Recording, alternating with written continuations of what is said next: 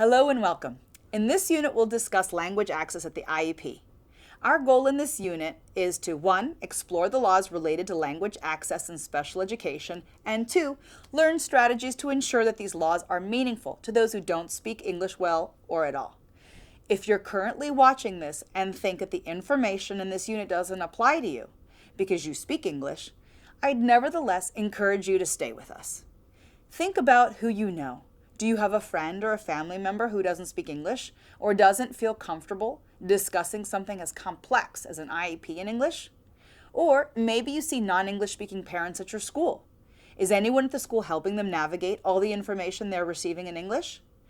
One of the things we often hear at Learning Rights is that English-speaking parents sometimes have to help other parents who don't speak English fight for their rights. It's therefore vital for you to know how to help correctly. Okay. Before we begin this unit, let's do a quick lesson on vocabulary. When we speak of language access, we usually refer to language access through two different methods: language access through interpretation and translation. Many times you might hear the two words used interchangeably, but they actually mean two very different things. Can you think of the difference between the two? The difference between the two is that one is oral and the other is written. When you interpret, you are orally converting one language to another. When you translate, you're converting written text from one language to another. Let's begin by discussing language access in terms of translation. Under the law, a school, and I'm quoting the law here, shall give the parents or guardian a copy of the IEP in his or her primary language at his or her request. Well, that's pretty straightforward, right? Unfortunately, as with many things in the law, it's not so much what is said, but what is left out. While the law clearly states that parents are entitled to a copy of the IEP in their primary language, the law does not give a time frame to do this. So what does a time frame look like in this situation? Really, I think in this situation, you're looking at reasonableness. This basically means that given all the information, when could someone reasonably expect the translation to happen?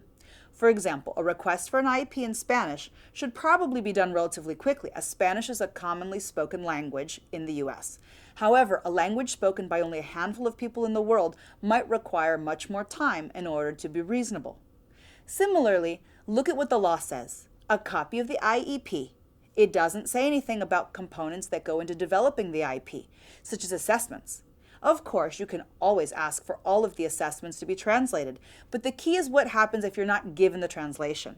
Since there's no law specifically on the books that says you're entitled to them, you must get a little bit creative. For example, you can write a letter to the school saying that without a copy of the assessment in your primary language, you feel that you can't participate in the IEP process. As we'll see in a later unit, parent participation is something that is protected under the law. Now let's discuss interpretation. By law, an interpreter should be provided at an IEP meeting if you need one. Again, quoting the law, the school must take whatever action is necessary to ensure that the parent understands the proceedings of the IEP team meeting, including arranging for an interpreter for parents. Let's look at what isn't in the law. Is there anything that says what quality of an interpreter the school should provide? No, unfortunately there isn't. For most purposes, when a school provides an interpreter, we're looking to see if that person is qualified to do their job. This isn't as high a standard as someone who's certified to do interpreting, which is a higher standard that's often used in courts or other judicial proceedings. So what can a parent do? One idea is to actually ask the interpreter for their qualifications.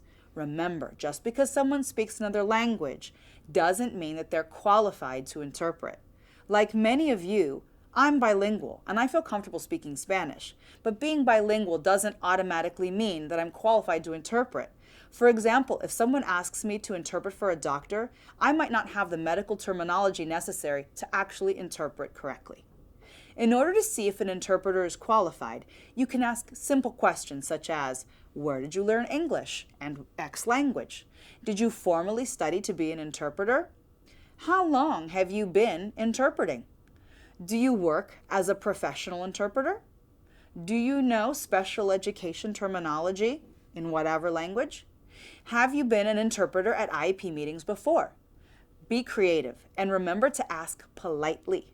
However, don't be afraid to speak up if you feel that your interpreter is not properly doing their job. It's perfectly okay to stop the IEP meeting and request a different interpreter or ask to continue the IEP later with another interpreter. If the school declines to do so, make sure you document why you requested a different interpreter in writing. Some of you might be wondering, how can someone know if the person isn't doing a good job of interpreting if they don't understand the language being interpreted? Well, you have to pay attention to cues. For example, if someone speaks for 5 minutes and your interpreter sums it up in 2 words, then you know something's wrong. Another big cue is when the interpreter can't find the right terminology to say something in the language that they're interpreting and defaults back to English. Finally, look to see if the interpreter stops being a conduit for your conversation. If an interpreter starts having side conversations with you or the other people in the room, they've stopped doing their job. And of course, working with an interpreter is a two-way street. Make sure that you understand that an interpreter is not there to help you understand the IEP or the special education process. They are simply there to be your voice. As such, make sure that you speak loudly and clearly, use short, concise sentences, pause frequently to allow the interpreter to interpret information. Periodically check with the interpreter to see if you're speaking too fast or too slow, too softly or unclearly. Ask one question at a time, give one answer at a time. Allow the interpreter to finish interpreting before speaking again. And if you have a question, please do not ask the interpreter. Ask the question directly to the person who you want to answer the question. With that, we'll end this unit.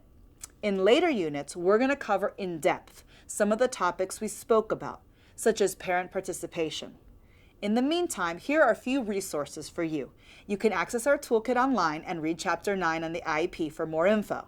If you're in the Los Angeles area, you can also call us for an intake if you're having trouble with your child's educational program. Well, thanks for joining us, and goodbye for now.